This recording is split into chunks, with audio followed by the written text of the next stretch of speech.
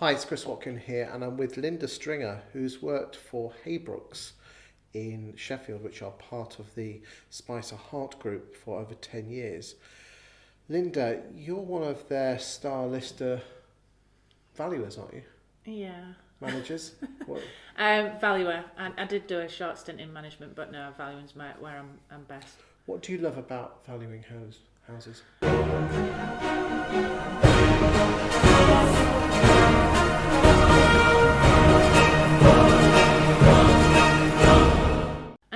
I love not being in the office. I like being out and about every day, and I love meeting people and helping them with their move. And get inside people's airing cupboards and have a look. Of course, yes, absolutely. Best fit, isn't it? What's the worst part about the job of being an estate agent? For me, it was not having the time. I think time's a big factor, so I'd want to spend more time with people. Do you think what aspect of the job do you think you could drop to spend more time with people, or are you just being like a factory cow going out and just doing 5-6 hours a day? It's about the volume. I think sometimes if it was the right properties that we were going out to and spending the time with those people, there wouldn't need to be as much volume. Would you rather almost do 3 or 4 a day but spend quality time than Absolutely. 5 or 6? Yeah, definitely. Okay, and do you think that's just come on over the years that more and more has been expected of valuers? Well, yeah, because it's not just a case of taking a few photos and putting things live anymore. There's videos to do. There's a huge amount that goes behind it. So, I mean, you're one of the very few people of the Spicer organisation, which I will just say for the record, I've got a lot of admiration for. I do genuinely think they're a great firm that have embraced video. How did you get over your fear of that? Well, there is a little story there, because when we first went on the training they call them a quick sneak peek video, I really didn't want to do it. And if you ask anybody that was there, they will say Linda was the one that cried. So I absolutely didn't want to do it. I've done the job for a long time. I didn't want to be on video. I'm not that kind of person. So I threw my toys out of the pram basically and said I weren't doing it. And then after a while I thought, you've got to do it. It's definitely going to help my clients, and just feel the fear and do it anyway. So that's kind of what I did. What describe to me those feelings you had about not doing video? I'm not particularly a very confident person. I might come across like I am, but I'm not somebody that takes selfies and does all that kind of stuff. So it was a very, very big thing to me to be able to speak on camera. It was just a big thing. But once I got over Describe to me those feelings you had. Just very anxious. Don't want people judging me, thinking stuff about me. Maybe I said something wrong. All those Don't things. talk stupid. Yeah, exactly. What? So when you posted your first video, did you have any derogatory comments? Absolutely not. No. No. So after posting your first one, when you did the second one, was it still scary but not as scary? Exactly that. Once you're out of the comfort zone, and then it sort of spreads, doesn't it? So yeah. And now I bet you just go whip it out and go. Absolutely, I'm the absolute dab hand at them now. So what would you say to? I mean, there's plenty of agents in Heart, and also plenty of agents out there in the world who are afraid to do their first videos on camera. What would you say to those people? Just get on and do it. If it's going to help your client, it's going to get your face out there, it's going to get you recognised, then it's only a good thing. It's not something to be scared of at all.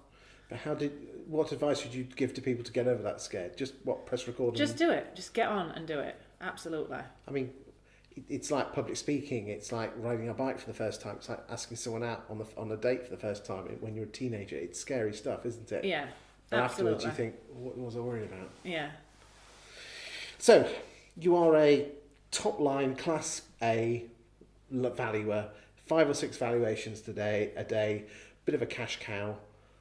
Well, you are, let's be frank, yeah? Okay, yeah. You're just a machine, aren't you? Yeah. Basically grinding it out. You must be great on the sofa, you're great here.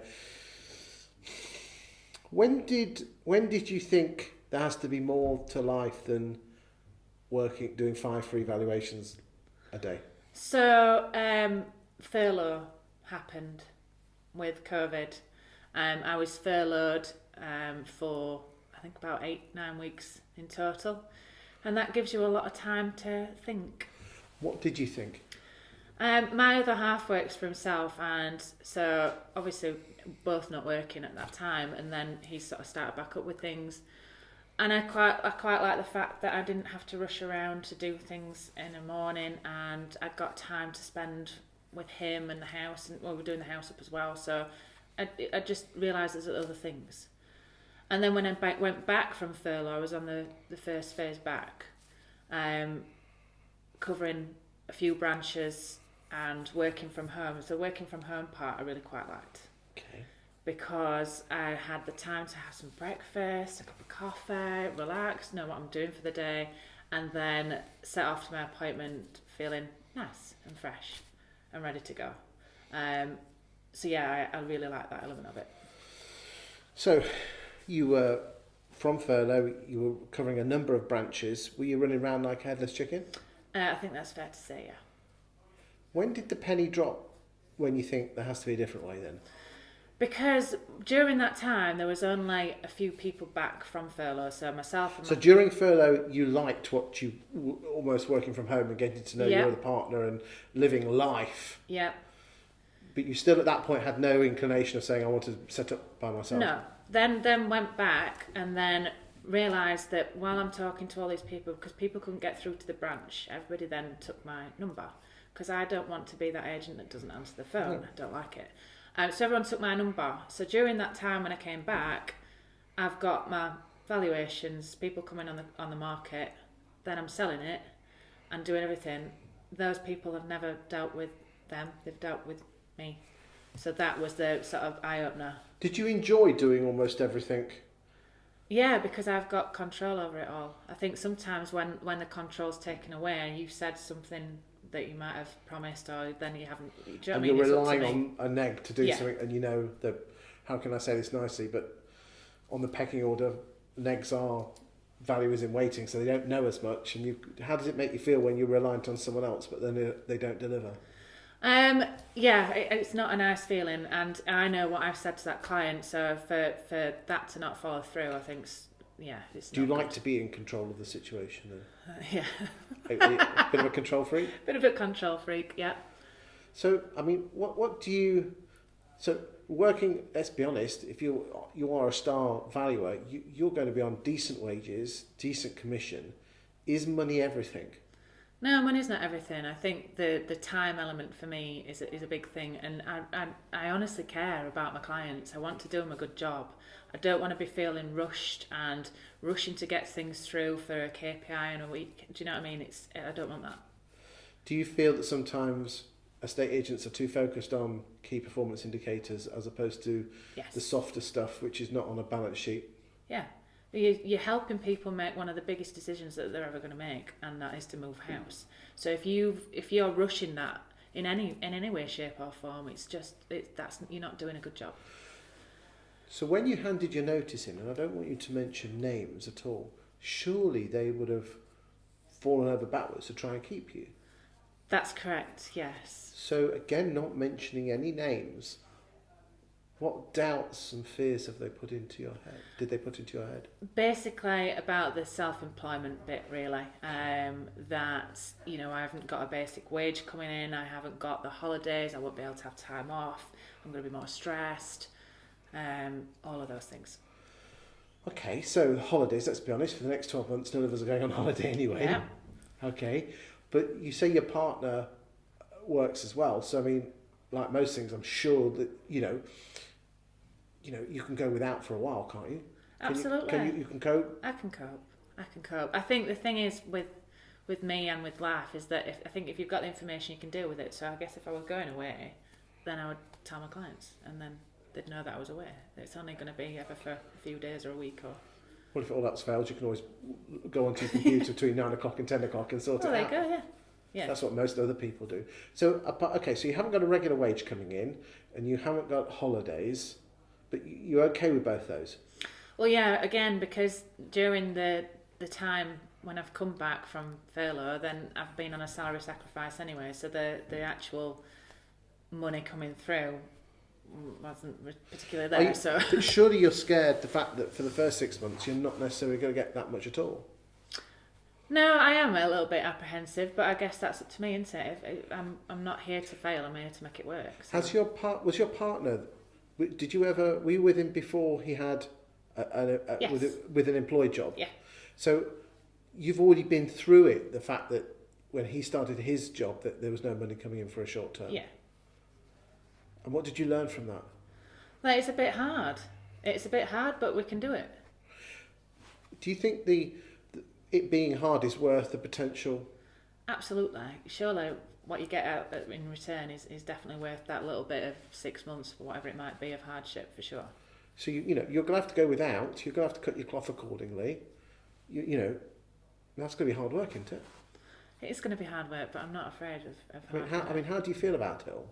Well, I feel that it's going to be the worthwhile thing to do in the end. I know that I can do a good job, and where I am constraint-wise, I don't want that anymore. How are you going to get your message across, Linda, that you are different to everyone else? Because at the moment, the Haybrooks name is it's a great name, and that's just you're just on a conveyor belt, just going out to do the valuations. You've got to generate your own valuations. How are you going to get over that fear? Because most valuers have that fear of business generation because they fear the word no, so they're not very good at door knocking, they're not very good at picking the phone up to people. What are you going to do that's going to be different? Well, I've been building the brand me anyway, so a lot of things that I do is on social media, and I think that is the future. There's so much out there, and I want it. So as long as my face is out there and people recognise me and I do a great job, then I think I'll be fine. And you genuinely believe that leaving a well-paid job for one of the best firms in the UK was the best thing for you? Absolutely. I've got more time. I've got the money once it starts to come through, but I can do a good job without having targets and everything else hanging over my head. Scary though. Scary, but worth it. Yeah? Yeah. Where am I going to see you in a few years' time? I'll be all over social media, so you will see me constantly. And it's the right thing for you, is it? Yes. And what would you say? What would your final words be to any valuer or negotiator who's been where you've been, where you think there's got to be more to life? What would you say to them? Because you've made that first. The first step is the hardest, isn't it? Absolutely.